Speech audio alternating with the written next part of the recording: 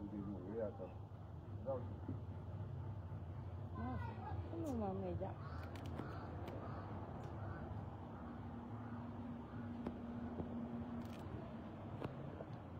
allez en direct, ça. Ok. Merci beaucoup. C'est bon. Merci beaucoup. Bonjour, assalamu alaikum. Je remercie l'assistance de M. Boubacar Mané, secrétaire général de l'association collective des victimes des manifestations politiques de 2021 à 2024. D'abord, nous remercions l'assistance de l'Assemblée ici, tous ceux qui se sont engagés et qui ont laissé leur préoccupation pour venir répondre à notre invitation. Nos remerciements à l'endroit des mamans, nos vaillantes mères qui sont là, et remerciements aussi à l'endroit de la presse qui a accepté de répondre à notre invitation. Avant de démarrer, nous allons ouvrir le point de presse d'abord par une séance de prière pour que le bon Dieu nous y accompagne, de bien démarrer et de terminer en beauté. Chacun dans sa croyance religieuse, on formule des prières pour le bon développement du point de presse. Merci beaucoup.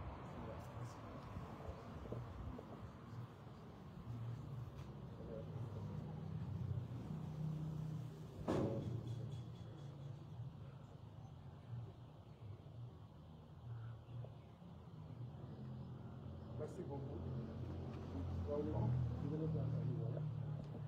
Ok. Donc, je reprends Boubacar Mané, secrétaire général, collectif des victimes des manifestations politiques de 2021 à 2024. Nous allons démarrer le point de presse. Comme vous le constatez autour de la table, il y aura trois intervenants. En français par moi-même. En Wolof, le résumé se fera par le président Moussa Sani. Et en Djola, par notre maman, Fatou, Aïssatou, Kodi. Donc, les grandes lignes, nous passerons d'abord par les remerciements, on démarrera par les remerciements, puis les informations et la situation que les victimes sont en train de vivre actuellement. À propos des remerciements, nous voulons d'abord mettre l'accent sur les bonnes volontés. Les bonnes volontés qui s'en relâchent quand les gens étaient en prison, la période de détention, nous ont soutenus, nuit et jour, pendant toute la période d'incarcération. Et sur ce, ces gens-là, puisse le bon Dieu les payer à la hauteur de leur mesure. Concernant les informations, au fait,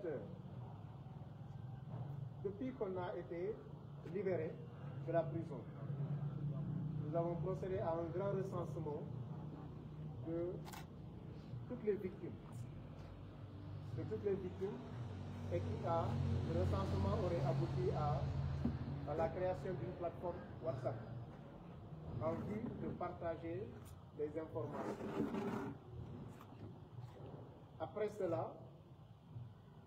nous avons convoqué des réunions. D'abord des réunions en ligne, 3 réunions en ligne, et une troisième réunion en présentiel. Et réunion qui aurait abouti à la création, à la mise sur pied d'un GIE, le GIE dénommé Libérer les énergies. Pourquoi la création de ce GIE? Au moment de la réunion, nous avons inséré dans l'ordre du jour un point qui a été très cher pour nous. C'est la présentation de tous les éléments, de tous les présents. À l'issue de cette présentation-là, nous avons constaté que le groupe est étoffé en capacité et en compétences professionnelles. Donc sur ce, qu'est-ce qu'il faudra faire pour cette masse après explication de chacun, nous nous sommes rendus compte qu'il y a un besoin d'information,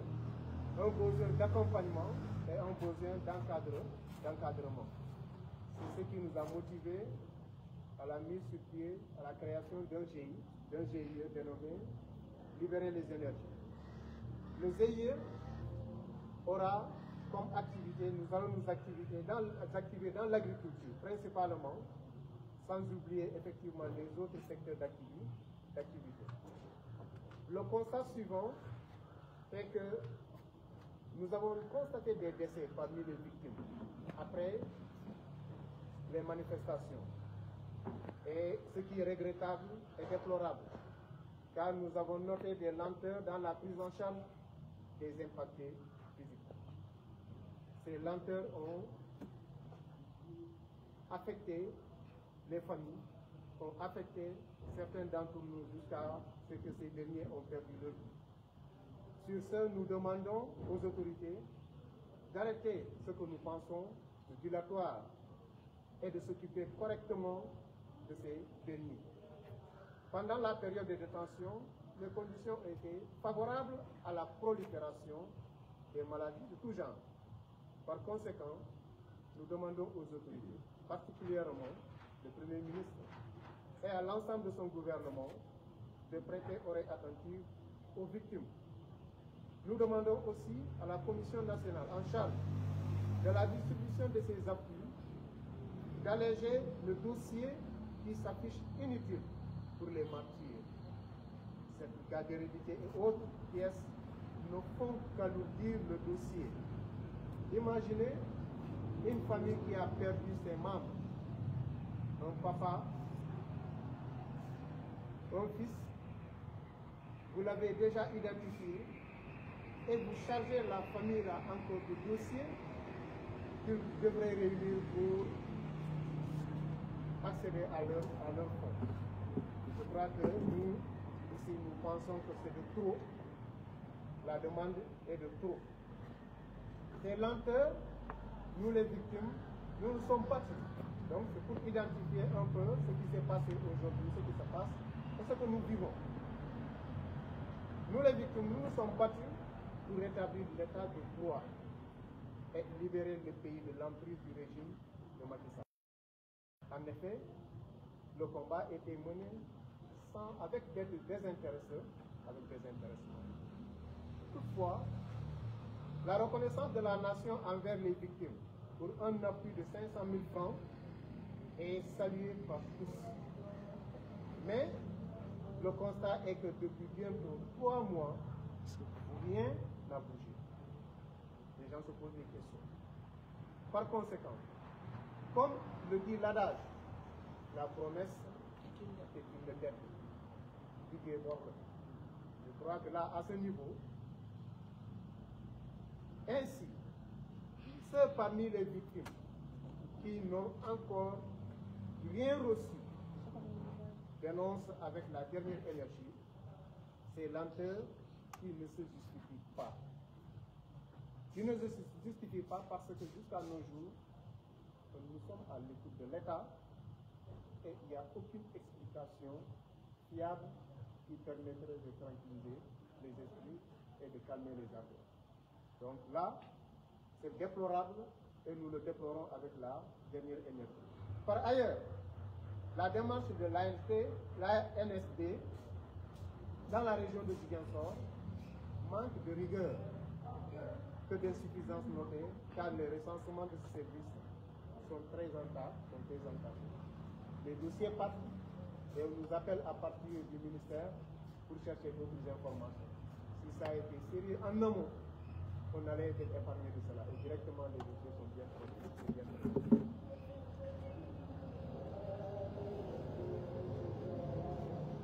Voilà, donc en quelque sorte, c'est cela, la version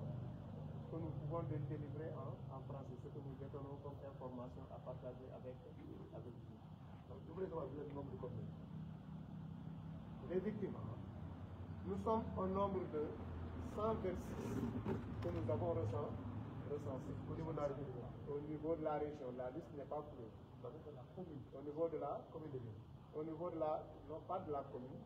mais c'est recensé au niveau des 3 départements, des deux autres départements, Ziguinchor et ici. Donc pour l'instant, nous sommes à 126 victimes. Et de ces 126 victimes, il n'y a que 32 qui ont reçu l'appui. Donc, ce qui représente juste 25%. Il y a 75% qui attendent cet appui-là. Et l'attente, l'espoir est énorme. L'espoir est vraiment énorme. Donc, du moment que c'est l'État qui a décrété et c'est voté à l'Assemblée nationale, je crois que l'État n'a plus d'autres prétextes que de libérer ces fonds-là et de soulager ces victimes-là qui portent aujourd'hui beaucoup d'attentes et beaucoup d'espoir sur ces fonds-là. Comment vous présentez comment Boubacar Mané, secrétaire général du collectif des victimes de la région de Ziguinchor, plus précisément des deux départements aussi et Ziguinchor. Vous voulez dire maintenant que ces autres-là qui n'ont pas reçu, c'est plus peut-être à la demande des documents? Non, en fait, les gens qui sont en train d'attendre leur appui, sincèrement, on ne comprend pas, on ne peut pas le discuter. C'est vrai, on dénonce les négligences quelque part, on le dirait, de l'AFP. Mais puisqu'il n'y a aucune explication qui vient de l'autorité centrale, on ne saurait l'expliquer. D'ailleurs, c'est ce qui vaut même cette affaire-là, cette dénonciation-là. Si tu dois à quelqu'un quelque chose, le paiement a démarré pendant 3 mois, il y a un arrêt. Et pendant plus de 2-3 mois, il y a rien de rouge. Non, fii lii la quoi nga signé moo tax ñu. Il y a de quoi s'inquiéter. ñoom ñu ngi si biir siège président bi. waaw mais kenn xamu ko. léegi yow la woon ne man du ma jël affaire ma dugal ko foofu. loo jël la loolu def loolu de mu dugal. déedéet loolu foo mu am. dugal foofu. dugal laa la wax. ba tey yow yaa moom.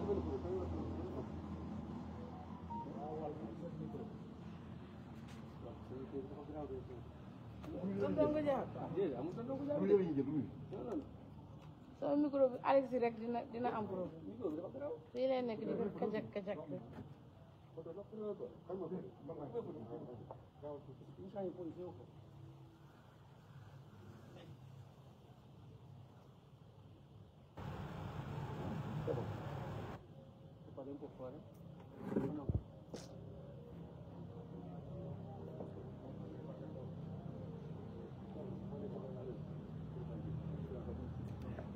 asalaamaaleykum mbooloo mi ñoo ngi nuyu kenn ku nekk ci yéen di leen jaajëfal ci seen teewaay jaajëfal presse bi jot a teew. mais yow sa nuróowuñ batterie. moom mooy sa nuróowuñ batterie.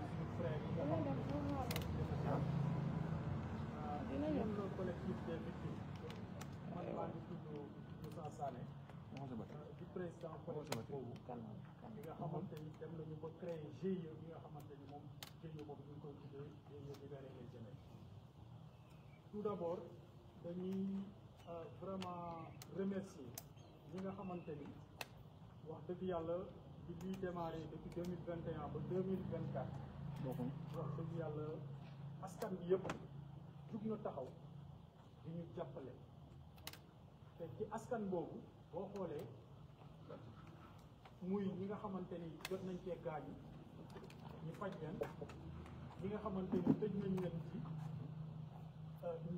askan bi jug di joxe dërëmam ak ñaar dërëmam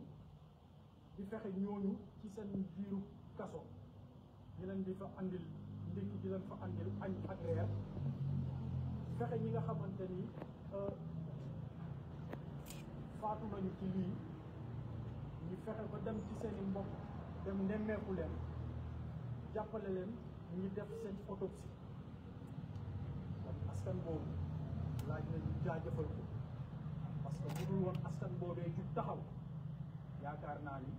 xëy na peut-être leneen lañ doon wax moo tax ñu ne bala ñuy tàmbale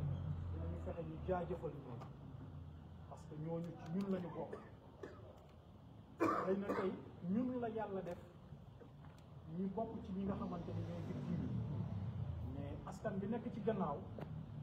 kenn réerewul ni askan boobu tamit impacté na ci li nga xamante ni moom la ñu bokk moo tax ñu ne dinañu toog waxtaan ak askan bi waxtaan ak autorité yi ndax kenn ku ne xëy na boo amoon lu la réer nga mën a xëy na ximmali ci loolu dem nañu ba ñun victime yi def ay réunion yi nga xamante ni ci WhatsApp bi créé benn plateforme bi nga xamante ni ci WhatsApp bi lañ doon waxtaan ñu waxtaan ba ñett ñu ne dinañu woote ñu ñëw fii waxtaan defar bureau ci bureau boobu mu laaj ay këyit ñooñu jug taxaw kenn ku ne sànni ci li mu am ñu fexe ba matal këyit yooyu ba ñu tuddee ko GIE libéré les violences li nga xamante ni mu ngi ak ay këyitam bi loolu wee ñu ne dinañu ñëw waxtaan ak nit ñi pour ñu xam réellement luy problème parce que am na li nga xamante ni jotoon na fi am ci ay manifestation ay nit gaañ nañ leen ay nit vraiment faat nañ leen ay nit tëj nañ leen ci kaso ba tax na ñooñee bu ñu génnee wala ñooñee bu ñu demee ba lépp dal ñi nga xamante ni ñoo toog ci boppu réew mi joxe ay ndigal pour ñu mën a saytu nit ñooñee am naa yaakaar bu ci ñoom te am naa yaakaar it xëy na ña ñu jox ndigal pour ñu mën a saytu loolee ñu ngi ciy def seen kemt lay kàttan waaye dafa am li nga xamante ni mu ngi ci suuf ña nga xamante ni ñooñee la ñu naan def leen nangam ñooñee laaj na ñi lay ñuy bàyyi xel ci ñoom ndax nañ koy ñi ñu koy def wala defuñu ko te ñun bu ñu xoolee ci say xaytu bi ñuy xoolee mbir mi gis nañu ni foofu la xaw a sooxe ndaxte bu benn bànqaas jugee def enquête muy ANST loolu jël loolu jébbal ko ñi nga xamante ni ñooy ministère action sociale ministère boobu di déroulé waa ministère wooñu di ñu laaj ay tur ak sant ci ñi nga xamante ni ci liste boobee ñi leen jox parce que ñoom xamuñu ñooñee ñun ñu fexe ba ñu xam ñi ñuy wax remonté leen tur ak sant ak numéro téléphone yaakaar naa ni ba ñooñee mën a jot kon mooy ñun li ñuy def ci suuf am na benn traçabilité bi nga xamante ni wax dëgg yàlla amuñu ci waaye dañu gis ni ñi nga xamante ni ñoom ñu jot a jox ñoo gën a néew ci ñi des waaw léegi yow ñi nga jot a jox te yow am na information yu ñu la jox ba ñooñu jot a jox bu ñu dellusee nee la ñii ñooy ñi des liñ siy mën a déggee ci ñooñu en retour mooy xëy na nekkuñu ci base de données bi waaw base de données boobu weesuwul lu dul ni nit da ngay joxe sa papier libéral joxe sa photocopie carte d'identité bi nga xamante ni di nga joxe sa numéro téléphone waaye majorité bi bu amee loolu te ñi nga xamante ni ñi nga jox ci loolu nga basé pour jox leen yaakaar naa ni war nga mën a wéyal sa liggéey kon ñi ngi attiré waat attention ci ñi nga xamante ni ñoom ñoo yor liggéey bi que ñi nga xamante ni ñoo des parce que du Ziguinchor donc bu ma nee Ziguinchor nag mooy maanaam situation bu nekk ci commune de Ziguinchor Oussouye Cap Skirring situation boobu moo nekk ci Bignona parce que man ak responsable Bignona réeréewuñu fenn même situation yi ñoo ko nekk kon ñi ngi attirer attention autorité bi mu xam ni am na ay manquement ci enquête ANST te ëllëg bu amee ñi nga xamante ni xëy na dugaluñu leen ci dañu xam ni ñoom seen liggéey moo matewul waaye ñun fexe nañu képp ku ñu woo dinañ la orienté même ñi nga xamante ni dañu sànni woon seen papier libéral orienté nañ leen ci service pénitentiaire ñu defaraat leen duplicata ñu photocopier seen carte d'identité bind seen numéro téléphone derrière ñu yóbbu ko ci action sociale kon ñun wax dëgg yàlla li ñu waroon ñun ak ñi nga xamante ni ñoom ñooy ci yooyu ñu ngi def suñu kemt lay kattan même suñu moment yi nga xamante ni teewoon nañ leen Dakar remonté nañu seen dossier ba léegi nii ñu ngi leen di déglu parce que ñoom tamit dañu leen tëjoon léegi nag autorité bi moo ñu war a wax bu fekkente ne dafa am ñi nga xamante ni ñii lañu war a jox wala ñeneen war ñu leen jox loolu autorité bi moo ko war a génn wax ko te loolu dañ koy xaar ci ñoom maanaam mu setal xel ku ne ba nga xamante ni wax dëgg yàlla du am benn jaxasoo suñu biir. seen autorité ne wax mooy autorité yi nga xamante ni ñoo ŋànk réew mi tey président de la république ak premier ministre am ak gouvernement am tey ñoom ñooy joxe ay instructions ci service yi nga xamante ni ñoo ŋànk bi parce que am na commission nationale bi nga xamante ni moom moo nekk di gérer situation bi commission nationale boobee tamit ñu ngi koy vraiment ñaax mu yokk liggéey parce que tey am na ñu bari ñi nga xamante ni ñu ngi traîner ak des séquelles loolu yaakaaroon naa ni foofu la ñu sax ñun pour ñun foofu la ñu waree na njëkkee mooy ñu jël victime yëpp dugal leen sur des mutuelles de santé ndax kenn ku nekk boo yëgee dara ci sa yaram nga mën a daw hôpital mën a xool li ngay fajee sa bopp as tuut mais bu fekkee dañ ñu bàyyee noonu ne dëgg la ndàmpaay la ñu joxe dédommagé wu ñu ñëpp xam nañ ko waaye yaakaar naa ni wér gu yaram nit ñi loolu tamit war nañ ci bàyyi xel parce que li nekk ci biir yaram munoo bu fësul rek munoo koo xam ba tax na bu ñu fexewoon ba victime yooyu yëpp ñu dugal leen ci ay mutuelle de santé pour ñu permettre leen au moins lépp lu mën a am ci seen yaram ñu mën a daw hôpital dem xool seen yaram fi mu toll loolu ñu ngi koy vraiment laaj autorité bi di ko ci ñaax bu bàyyi xel loolu ci victime yi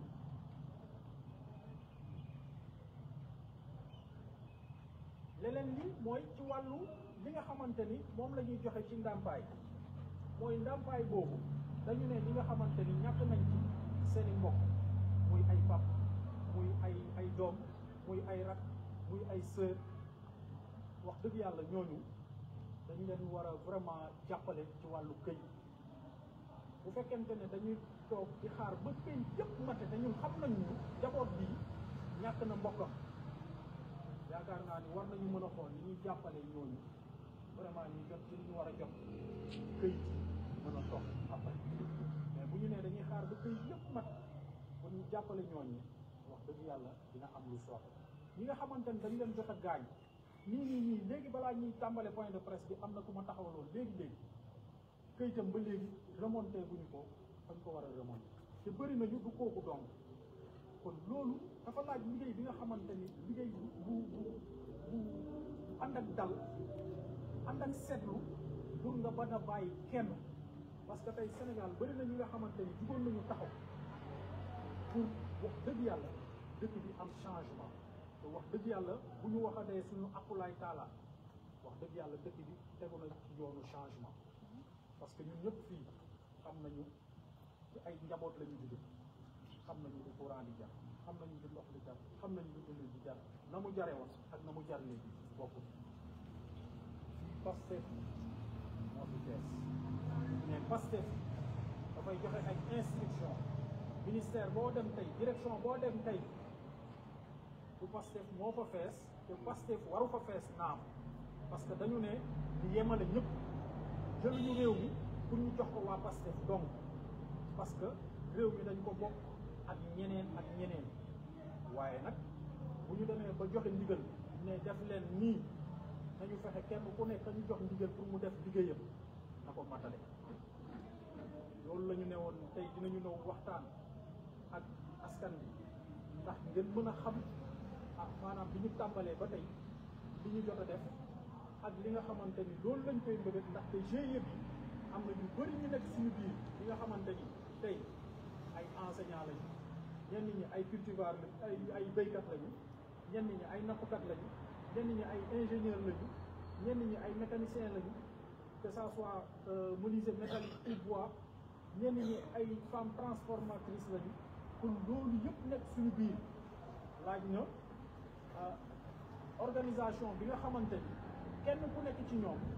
gis boppam ci ndaxte waxuñu ñun ndong ñooy Sénégal waaye am naa yaakaar ni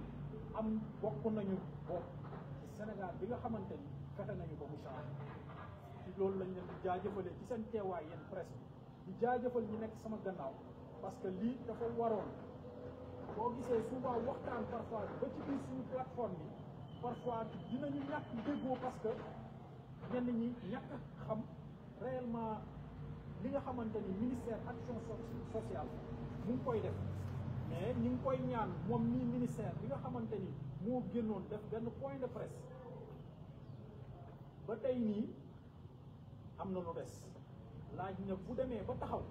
ñu génnaat defaat beneen point de presse pour leeral askan boobu ñu leen di jaajëfal. ñaata yoon door a ñaata ñooy jëlee fi mu toll nii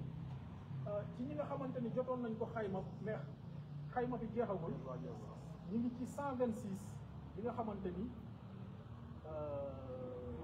dajale nañ leen waaw waaye nañ liñ leen di xamal maanaam du foofu la taxaw du ci 126 yooyu la taxaw parce que bis bu ne nit a ngi may woo wala nit a ngi ñëw ci man soit victime la soit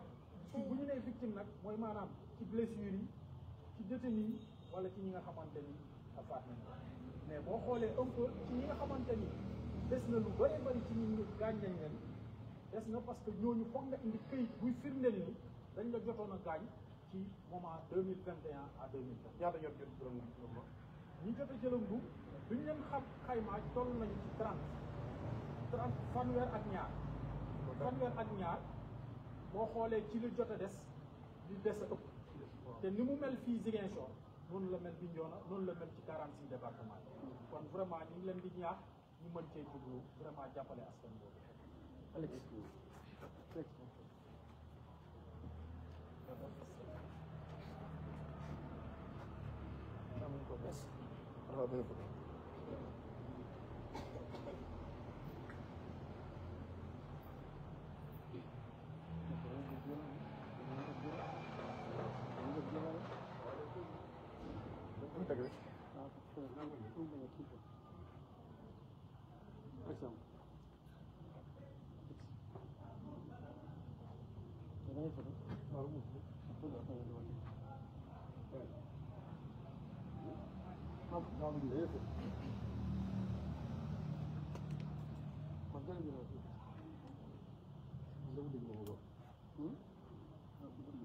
Ay, change téléphone.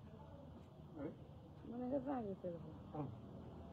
xanaa yëgul yow. lu bees la yëgul yow. Waxoon. 200 000. Yow sa dugub bi na aji ba ma mën a defal nga bëgg mu mën na ko laaj ci bu gaaw ma pare na. Ah, c'est pas un témoin. Il y en a quoi. Ñu def émission bi wala.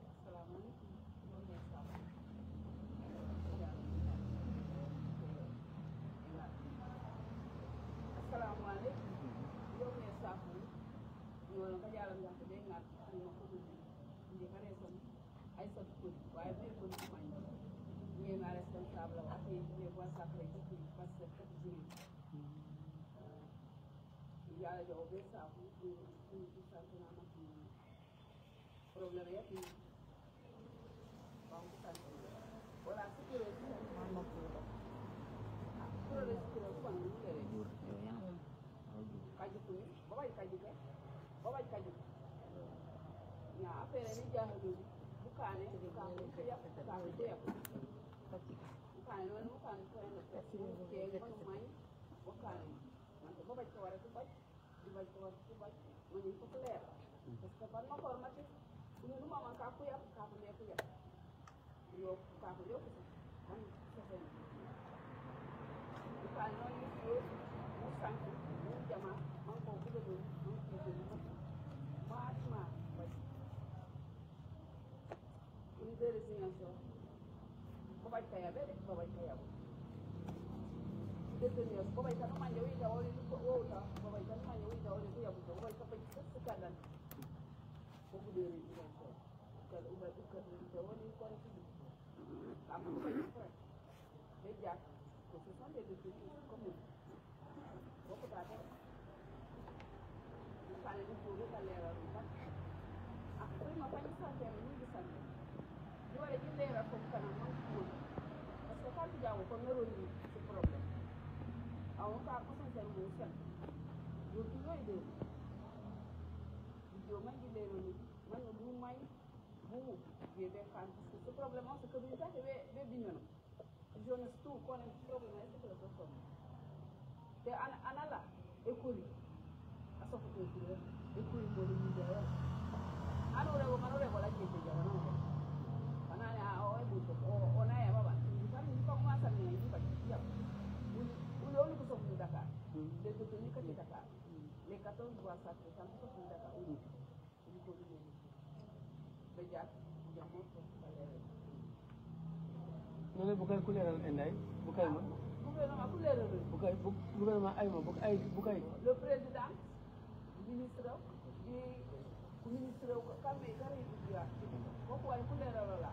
diplômé ministre Ousmane Sonko koko nekk ay keew na régoli bo régoli parce que wona ña des réunions tan abele buku jolo ko kono buku yabe kono buku yabut o kayabu kono kabanan duñen buku gam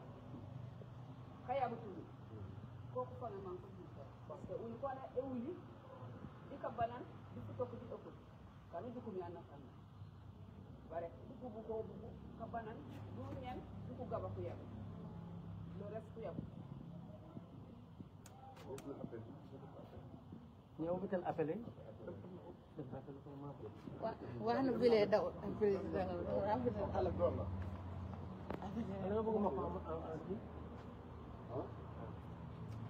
ko nga bëgg mo anglais ko léegi kon dinaa am li ma fàttale ku bari man maa ngi tudd ay sa tudd waaye mercredi dañ ma dee yow bëri nga affaire de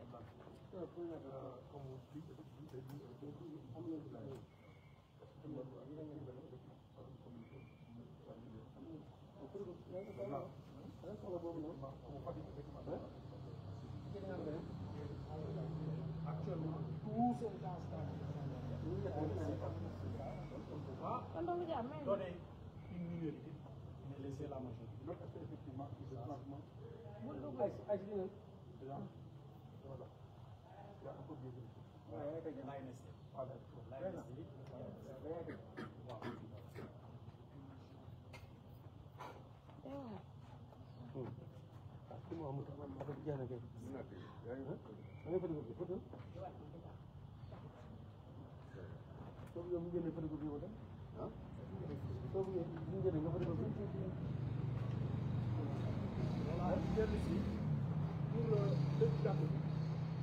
di wax ni tey